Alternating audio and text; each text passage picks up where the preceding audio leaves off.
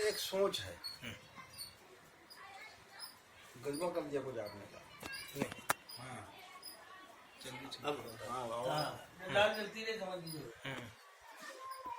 تو جانوروں کے متعلق حضرت عمر رضی اللہ تعالیٰ عنہ کا ایک قول ہے کہ انسان اور جانوروں میں ایک چیز فرق کرتی ہے، وہ ہے جذبات. جذباتی انسان کو لوگ بڑا برا سمجھتے ہیں اور بات میں کہہ بھی دیتے ہیں کہ یار بڑا جذباتی ہے. تو ایسا لگتا ہے جی جیسے وہ جذباتی ہے کہ مطلب وہ نگیٹو ہے، اس کے اندر کوئی تمیز نہیں ہے، کوئی عقل نہیں ہے، بیوقوف ہے. جذبات کے متعلق اب جذبات نیک اور بد دو طرح کے جذبات ہوتے ہیں. جو اللہ کے قانون کے اوپر مشتمل ہو جائے اور اسی قانون کی روشنی میں اپنی بات کہے، اپنا کام کرے، یہ جذبات نیک ہیں. جذبات بد وہ ہیں کہ اپنے مقصد کو خالی دھیان میں رکھے، اپنے ہی ضرورت کے لیے، اپنے ہی ترقی کے لیے کام کرے، اور وہ کرنے میں وہ کسی بھی طرح کا اسلامی قانون یا دنیاوی قانون استعمال ہی نہ کرے، بلکہ اس کو اوور لک کرے اور اس کو جو ہے وائلیٹ کرے. آپ سمجھیے کہ اللہ پاک نے دنیا کی تخلیق کے بعد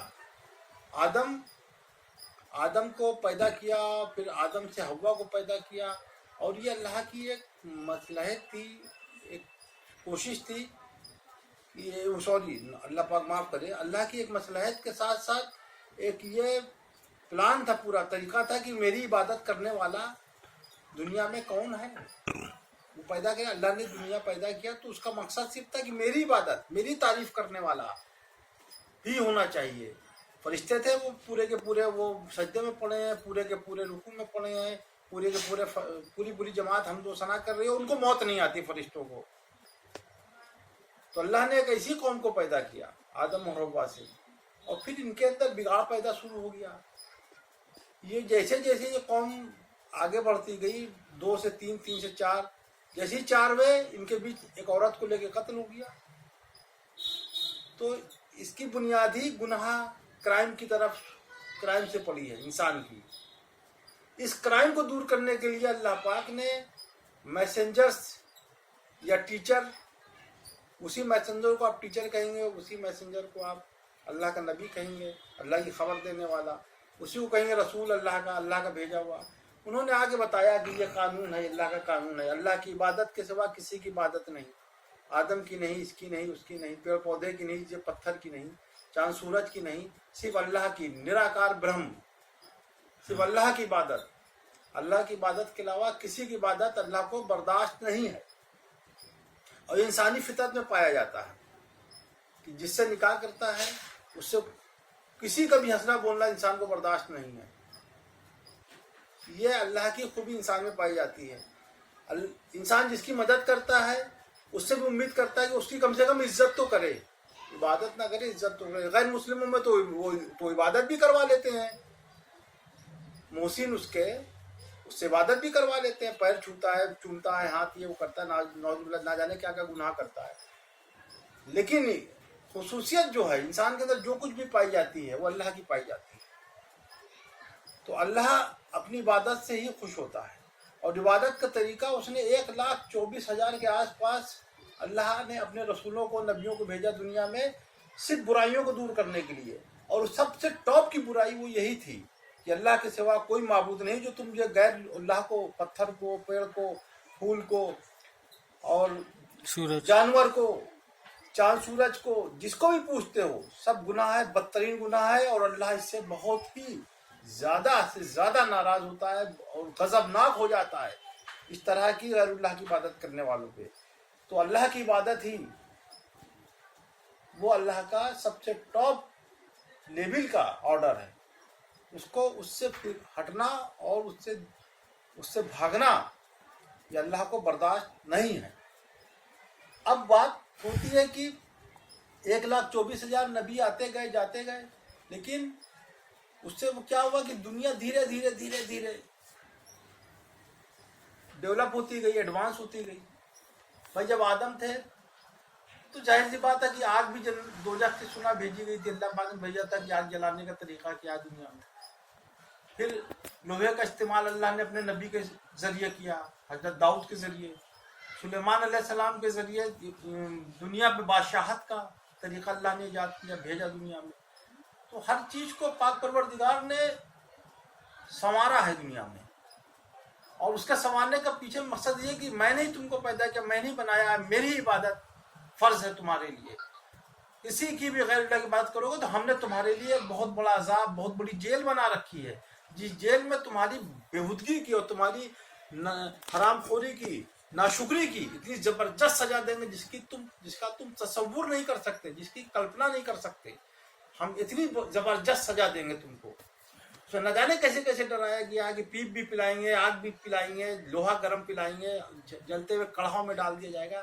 اللہ بہتر جانتا ہے، اللہ تعالیٰ علم کی کیسے کیسے اس کو سزا دی جائے گی. اور جو اللہ کی ایک اللہ کی عبادت کرنے والا، اللہ کے سوا کسی کو بھی معبود نہیں ماننے والا، دل سے، بیسیکلی سارا معاملہ جو ہے وہ سوچ سے ہے، فکر سے ہے، کہ ہم تصور کر لیں کہ ہمارا اللہ ایک ہے، ہمارا خالق ایک ہے جس نے ہم کو بنایا ہے. تو اس کا انعام بھی اللہ نے جنت کی شکل میں رکھا ہوا ہے. واللہ تعالیٰ عنہ، جنت کیسی ہے کیا ہے وہ اللہ بہتر جانتا ہے. یہ جو 2% کے عالم آج کل بیان کرتے پھر رہے ہیں، بیسیکلی کیا ہے، انہوں نے قرآن کو پیچھے کر دیا ہے اور اپنی بات کو آگے کر دیا ہے، جس کی وجہ سے دنیا میں عالم اسلام میں بہت نہایت ہی سنجیدہ قسم کی برائی پیدا ہو گئی ہے کہ لوگ دھیرے دھیرے جانے انجانے میں بھی ایمان کی دولت سے خالی ہو جاتے ہیں. کہ ایمان کا معاملہ یہ ہے کہ ایمان تو بڑا سلائٹلی، بڑا سلولی، بڑا سافٹلی آتا بھی ہے، چلا بھی جاتا ہے.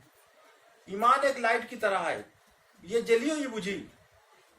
چھوٹی سی حرکت سے آپ کی ایمان چلا جائے گا اور فوراً غلطی ماننے سے ایمان واپس بھی آ جائے گا. مگر اس کا مطلب یہ نہیں کہ رات دن آپ ایمان جائے اور آئے والا کام نہ کریں. ایک بار جو غلطی بھی دوبارہ نہیں ہونی چاہیے، کیونکہ پھر اللہ کو یہ بھی برداشت نہیں کہ بار بار تم جان بوجھ کے کرو. دھوکے سے ہو گئی، ہم نے کسی کا پیر چوم لیا سمجھ کے کہ عبادت ہے تو ایمان تو چلا گیا، لیکن احساس ہوا تو پھر ہم نے کہا نہیں اللہ پاک ہم سے غلطی ہو گئی ہے، آپ کے سوا کوئی معبود نہیں، تو ایمان واپس آ گیا. ایمان آنے جانے میں کوئی پریشانی نہیں ہے، بس ان کے احساس کا ہونا اور اس پہ منحصر ہو جانا، اس پہ کیا کہتے ہیں، اس پہ جم جانا، منجمد ہو جانا، یہ بہت بڑی بات ہے. تو آپ یہ دیکھیے کہ 1,24,000 نبیوں میں قرآن میں کچھ چیز کے ذکر آتے ہیں، اور جس کا بھی ذکر آتا ہے اس کے ساتھ اللہ نے کچھ خصوصیات جوڑ دی ہے. اگر حضرت ابراہیم کے ساتھ آپ دیکھیے کہ ویپار بھی جوڑا، بھیڑ بکریاں بھی پالا انہوں نے، اور تعلیم بھی دی. یعقوب کے ساتھ بڑھئی کا گیری کا کام کیا. حضرت ایوب کو بتایا کہ پیسے والے تھے لیکن اللہ نے آزمایا، اس کے بعد پھر انہوں نے کہا دیکھیے صبر اللہ پہ اس طرح کرو. اللہ نے اپنے نبیوں کے ذریعے انسان کو بڑے بڑے سبق دیے ہیں. پھر آپ دیکھیے موسیٰ علیہ السلام کے ذریعے بھی کہا کہ نہیں غصہ، جیسا حضرت عمر نے جو کہا کہ غصہ ایمان کی علامت ہے، اگر حق بات پہ غصہ نہیں آیا تو آپ کی ایمان میں کمزوری ہے. تو حضرت کیا کہتے ہیں موسیٰ کا غصہ آپ دیکھیے ایمان کے لیے تھا. حضرت یوسف کو دیکھیے کہ ظلم کو برداشت کر کے معاف کر دینا بھائیوں کو، یہ بھی بہت بڑی تعلیم ہے. اور اس کے بعد جس کو حقیر تم نے بنا دیا اللہ نے اس کو عروج دے دیا، بادشاہت دے دی. یوسف کا واقعہ. اور پھر اللہ جو چاہتا ہے کر گزرتا ہے، کر ڈالتا ہے. اس نے زلیخا کو بڑھیا سے جوان بنا دیا کیونکہ وعدہ تھا اللہ کا، کر دیا اس نے. اللہ جو چاہتا ہے کر دیتا ہے. اللہ نے پھر کہا کہ نہیں ہم بنا باپ کے بھی پیدا کر سکتے ہیں، اور اس نے حضرت عیسیٰ کو پیدا کر دیا. عیسیٰ ابن مریم، عیسیٰ بن مریم نہیں، عیسیٰ ابن مریم. تو اور اللہ نے یہ بھی دکھا دیا کہ ہم جس کو چاہتے ہیں طاقت دے دیتے ہیں. ہم نے موسیٰ کی لاٹھی میں طاقت دے دی تھی، معجزہ دے دیا تھا. عیسیٰ کے ہاتھ میں طاقت دے دی کہ جس کو ہاتھ رکھ دے شفا. لیکن ہمارے رسول محمد صلی اللہ علیہ وسلم کو اللہ نے جو خصوصیت دی وہ سارے انبیاءوں کی خصوصیت کو یکجا کر کے دے دی، اور وہ خصوصیت تھی بہترین سے بہترین اخلاق. ہمارے رسول کے اخلاق نے پوری دنیا میں اس دین کو پھیلا دیا. باقی کے دین نہیں پھیل سکے لیکن اخلاق کی بدولت یہ دین پھیل گیا.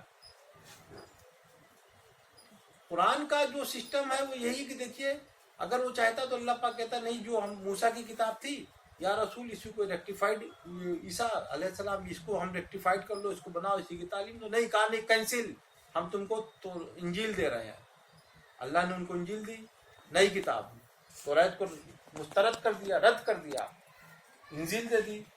انجیل میں اللہ پاک نے کہا اللہ کے سوا کوئی معبود نہیں، اور یہ قانون ہے، یہ طریقہ ہے، یہ بزنس ہے، یہ حلال ہے، یہ حرام ہے، یہ رشتہ حرام ہے، ایک قانون اس میں بتایا۔ اس کے بعد وہ اس کتاب میں رد و بدل ہو گئی تو حضرت محمد صلی اللہ علیہ وسلم کی کو قرآن دیا، قرآن میں بھی اللہ پاک نے وہی کیا، لیکن اب کی جو کچھ کیا وہ فائنل کر دیا۔ یہ فائنل اس کے بعد کوئی نہ کتاب آنے والی ہے نہ نبی آنے والا ہے، کیونکہ ہم نے سب کچھ مکمل کر دیا، دنیا کو مکمل کر دیا، ہم نے اپنی تخلیق کو مکمل کر دیا، اور تخلیق کے اندر ہماری جو بھی قوانین ہے، جو بھی قانون ہے، جو بھی طریقہ ہے، جو پرنسپل ہے، جو سسٹم ہے، وہ سب ہم نے قرآن میں بتا دیا ہے کہ آپ کو یہ ایسے بزنس کرنا ہے، بزنس کا اتنا حق ادا کرنا ہے، آپ کو ماں باپ کا حق ادا کرنا ہے، بھائی بہن کا یہ کرنا ہے، پڑوسی کا یہ کرنا ہے، یتیم غریب مسکین کا یہ حق ادا کرنا ہے۔ حقوق کے اوپر اللہ پاک نے بہت بڑی باتیں قرآن میں کہی ہے، اور حقوق سے آپ کا پھرنا ایمان سے خالی ہونا۔ الہ واحد کا مطلب یہی ہے کہ اللہ کو آپ نے واحد مان لیا ہے، عبادت کے لائق مان لیا، تو اللہ کے ہر قانون کو آپ کو ماننا ہے، اس پہ چلنا ہے، اسی طریقوں کو اپنانا ہے، اس سے پیچھے نہیں ہٹنا، بغل نہیں اٹھنا، اس کو کوئی اسکیپ نہیں ڈھونڈنا ہے۔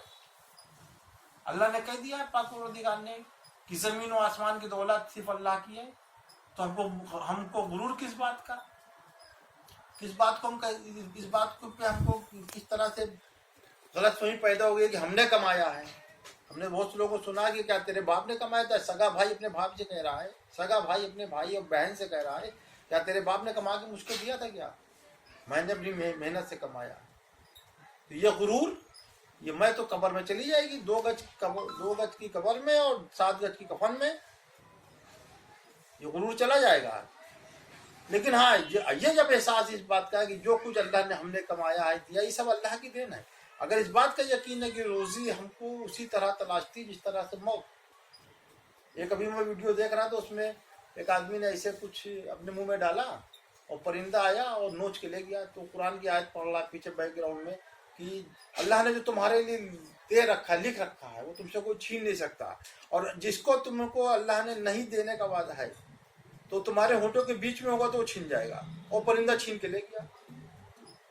تو دنیا میں ساری مثالیں ہیں، وہ صرف اس بات کی ہے کہ اللہ کے سوا کوئی بھی معبود نہیں ہے، اور قرآن جو ہے وہ اپنے آپ میں وہ طبیب بھی ہے، طب بھی ہے، قانون بھی ہے، جج بھی ہے، عدالت بھی ہے، قانون اپنے آپ میں ہاسپٹل بھی ہے، نرس بھی ہے، قرآن اپنے آپ میں بینک بھی ہے، اور کانسٹیٹیوشن بھی ہے۔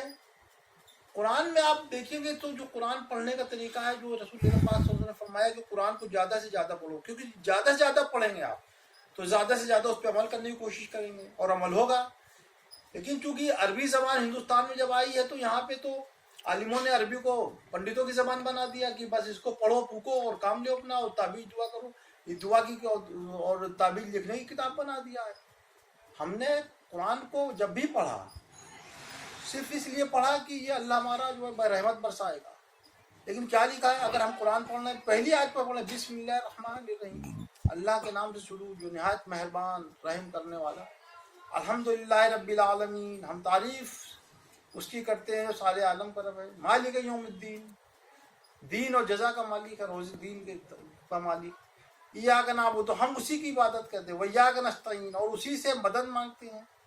لیکن جب دیکھو تب ہم مدد مانگنے کے لیے کسی غیر کے آگے ہیں جھک جاتے ہیں، ہاتھ پھیلا دیتے ہیں، تصور کرنے لگتے ہیں۔ یہی چیز جو ہے وہ ناشکری بھی ہے، اور یہی چیز جو ہے وہ غیر اللہ کی عبادت بھی ہوتی ہے۔ کہاوت ہے کہ جب بھی مانگو اللہ سے مانگو، دے دے تو رحمت، نہ دے تو مسئلہ ہے، غیر سے مانگو گے دے دے تو احسان، نہ دے تو ذلت۔ تو اللہ بھائی ذریعہ سب ہوتا ہے، جب آپ مانگتے ہیں تو اللہ ذریعہ پیدا کر دیتا ہے۔ تو جب قرآن ہم پڑھ رہے ہیں اس کے بعد اس پہ عمل نہیں کر رہے ہیں تو کس کام کا؟ اب ڈاکٹر سے ہم دوائی لکھا کے لاتے ہیں اور اس کو پڑھتے ہیں، دوا کو چوم کر رکھ دیتے ہیں، تو اس سے شفا تو نہیں ملنے والی ہے، وہ مرض بڑھ جائے گا۔ قانون اس دنیا کا ہے कॉन्स्टिट्यूशन हिंदुस्तान का, हम उसको नहीं मानेंगे, हाथ में गन ले लेंगे, बागी कहलाएंगे, गोली मार दिए जाएंगे। अदालत का कानून सिविल कानून है, सिविल कानून कहता है कि आप सड़क पे बाएं चलिए, आप दाहिने चलेंगे वो ट्रैफिक आपको चालान कर देगा। आप जो है सिविल का क्रिमिनल कानून कह रहा है कि आप किसी को साथ मारपीट नहीं करेंगे। अगर कोई बात आपको गलत करता है तो आप हमसे शिकायत कीजिए, हम सरकार है, स्टेट है, हम उसको कानून सजा देंगे। आप नहीं करते, उसके ऊपर हथियार उठा देते हैं, आप मुजरिम होते हैं, जेल चले जाते हैं, फांसी चढ़ जाते हैं। तो कुरान का सिस्टम भी तो यही है। कुरान ने तो कहा है ना कि चोरी की सजा ये है, कत्ल की सजा ये है, और कत्ल करने वाले को अगर माफ कर दे उसके घर वाले तो उसका बदला ये है, उसका बदला दे, 10 लाख 20 लाख 50 लाख जो हैसियत के हिसाब से दे, वो होता भी है। तो कुरान जो है वो अपने आप में एक मुकम्मल जाविया हयात है, जिसके अंदर कोई भी शक नहीं है। ज़ालिकल किताब वो ला रैब फीह, ये वो किताब है जिसके अंदर कुछ भी झूठ नहीं है। मगर हमारे दौरे वक्त के आलिमों ने इस किताब को दुनिया के अंदर बजाय मुहतरम बनाने के एक मतलब उपन्यास बना दिया और उसकी अहमियत खत्म कर दिया। ये तो हम अपने मुंह से नहीं कह सकते हैं कि झूठ है, झूठा बना दिया, लेकिन इनकी हरकतों ने हमारी किताब की अहमियत खत्म कर दी है। आज का दौर का आलिम चाहे वो किसी भी वक्त से रहा हो, मैं तो समझता हूँ कि आलिमों ने जितना बड़ा धोखा इस्लाम को दिया है, अल्लाह को दिया है, आम आदमी ने नहीं दिया। और हमारी एक कोशिश होना चाहिए कि हम आम आदमियों को, जिस तरह से कार्ल मार्क्स खड़े हो गए थे, जिस तरह से लेनिन खड़ा हो गया था, जिस तरह से मार्टिन लूथर किंग खड़ा हो गया, गांधी खड़ा हो गया, दुनिया में आम आदमी को इस तरह से खड़ा हो जाना चाहिए, उनके खिलाफ ललकार देना चाहिए और कुरान को ज्यादा से ज्यादा अमल में लाना चाहिए। सदक़ल्लाहुल अज़ीज़। इसको क्या करना, नहीं उड़ा देंगे आप।